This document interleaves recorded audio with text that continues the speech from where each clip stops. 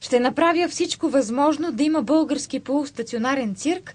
Това заяви в предаването под лупа цирковата легенда Александър Балкански.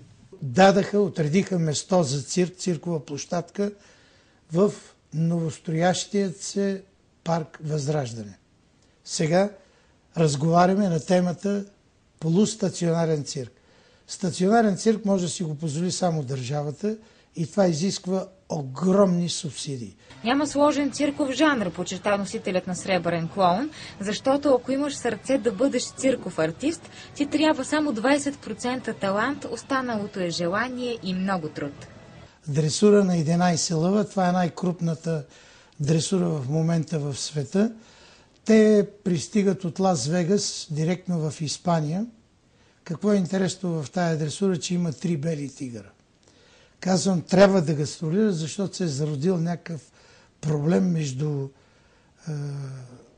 дресьора и защита на животните във връзка с тяхния нестандартен транспорт. Дано завърши добре това нещо. Един от най-забележителните номера, които изпълнява Александър Балкански, е еквилибристика върху перш.